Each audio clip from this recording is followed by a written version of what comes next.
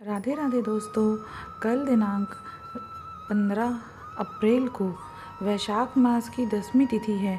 अतः इस तिथि के अनुसार मैं आपको वैशाख मास के 10वें अध्याय का कथा आपको श्रवण कराती हूँ। आप सभी भक्तिपूर्वक इसका श्रवण करें। मैथिल बोले, हे ब्राह्मण, आपने कामदेव की स्त्री रति का चरित्र सुनाया।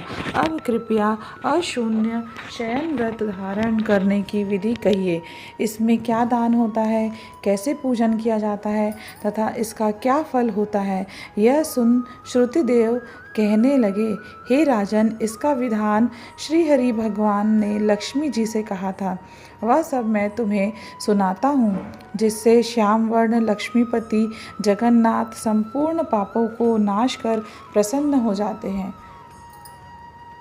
हे महीपते, सोने व चांदी की मनोहर मूर्ति बनवाएं, पीताम्बर धारण करा सुंदर वनमाला से सजाएं, पुष्पों और सुगंधित द्रव्यों से पुरुषोत्तम भगवान का श्रावण शुक्ल द्वितीया से 4 मास तक प्रतिदिन पूजन करें और ब्राह्मणों को शय्या दान वस्त्र दान करें और ब्राह्मणी सहित भोजन करावें।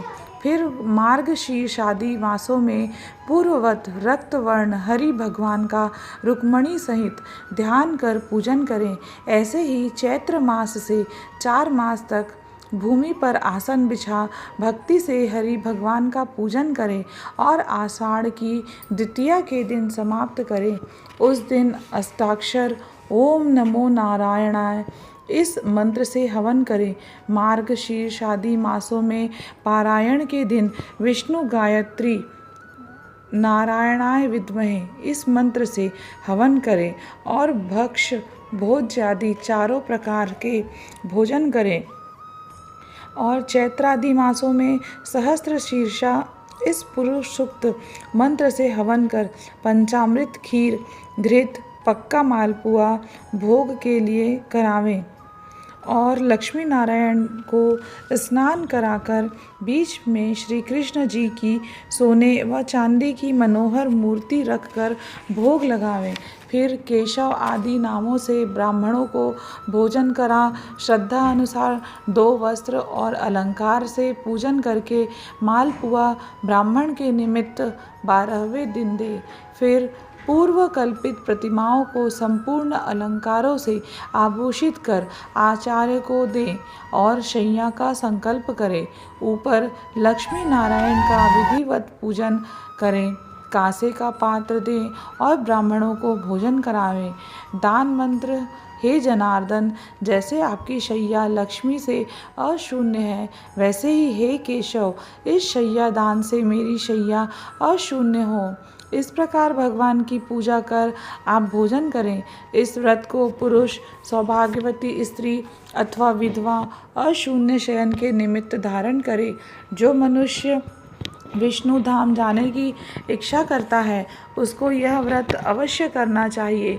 इसके करने से जगन्नाथ भगवान प्रसन्न होते हैं। हे दुर्लभ कार्यों की सिद्धि देव दुर्लभ कार्यों की सिद्धि होती है और अनेक प्रजाओं की वृद्धि होती है। अतः जैसे भी बने यह व्रत अवश्य करे। यह वर्णन हो गया, अब तुझे और क्या सुनने की इच्छा है वह बता। यह सुन राजा ने फिर श्रुतदेव जी से पूछा, हे महाराज, वैशाख मास में छत्र दान करने का महात्म्य सुनाइए, क्योंकि वैशाख के कर्तव्य शुभ कर्मों को सुनते सुनते मेरी तृप्ति नहीं होती। राजा के ऐसे वचन सुन श्रुतदेव जी राजा से कहने लगे कि छत्रदान के फल की एक प्राचीन कथा कहता हूँ। सतयुग में एक हेमकांत नाम का बंगाल देश के राजा कुशकेतु का पुत्र था। वह बड़ा बुद्धिमान तथा बलवान था। वह एक दिन शिकार खेलने गया। वहाँ घने वन में अनेक प्रकार के मृग और शूकरों को मारता हुआ थकने पर दोपहर को मुनियों के आश्रम में पहुँचा, जहाँ शतर्षि नामक ऋषि व्रत में मग्न समाधि लगाए ध्यान कर रहे थे। इससे उनको पता न चला कि आश्रम में कौन आया है। अतः ऋषि ने उठकर राजा का सम्मान नहीं किया, जिससे क्रोधित होकर राजा उन्हें मारने को उद्यत हुआ। तब ऋषि के 10 सहस्त्र शिष्यों ने उसे रोका। क्रोध में विह्वल होकर राजा कहने लगा, हे ब्राह्मणों, मैं थक गया हूँ, तुम मेरा आतिथ्य सत्कार करो, परंतु गुरु की आज्ञा के बिना क्या सत्कार करें। ऐसा शिष्यों से सुन राजा ने उन्हें मारने के लिए धनुष उठा लिया और अत्यंत क्रोध कर बाण छोड़ने लगा। तब शिष्य भागने लगे। उनमें से 300 शिष्यों को मार डाला और आश्रम में रखी हुई वस्तुओं को पाप बुद्धि सैनिकों ने ले लिया और खूब भोजन किया। जब सायंकाल के समय राजा सेना सहित पुरी में आया और उसके पिता कुशकेतु ने इस दुष्ट व्यवहार को सुना तो बेटे की निंदा कर पुरी से बाहर निकाल दिया। तब हेमकांत व्याकुल हो गहन वन में चला गया। वहाँ उसे ब्राह्मणों की हत्या सताने लगी। वहाँ पर जीव जंतुओं को मारकर खाते हुए इधर उधर घूमते घूमते 28 वर्ष बीत गए। एक दिन की बात है कि तीर्थ यात्रा करते हुए त्रित नामक महामुनि वैशाख मास में दोपहर के समय वन में आए, जो धूप और तृषा के मारे व्याकुल हो वृक्षहीन स्थान में मूर्छित होकर गिर पड़े। देवयोग से हेमकांत ने त्रित मुनि को ऐसी दशा में देखकर ढाक के पत्तों की छतरी बना धूप निवारण के लिए सिर पर लगाई और अलंबू का जल दिया। इस उपचार से मुनीश्वर की मूर्छा जाती रही। जब चेत हुआ तो उस पत्तों की छतरी को लगाए धीरे धीरे किसी गांव में पहुँचे।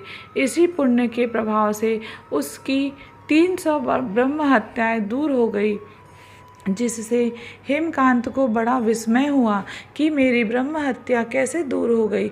इसी विचार में पड़ा था कि हेमकांत को संग्रहणी रोग उत्पन्न हो गया, जिससे प्रारब्ध संकट जान व्याकुल हुआ। तभी उसे 3 पुरुष बड़े भयंकर यम के दूत दिखाई दिए। वह अपने कर्मों को सोचने लगा कि उसे छतरी दान का ध्यान आया, सो ही वह विष्णु भगवान का स्मरण करने लगा। पर तुरंत विष्णु भगवान ने अपने महामंत्री विश्वक्सेन को आज्ञा दी कि तुम जल्दी जाकर यमदूतों को रोको, क्योंकि हेमकांत ने वैशाख मास में धर्म किए हैं, इसलिए उनसे छुड़ाकर उसके पिता कुशकेतु राजा के पास ले जाकर कहो कि विष्णु भगवान की आज्ञा अनुसार तुम हेमकांत को राज्य का भार सौंप दो।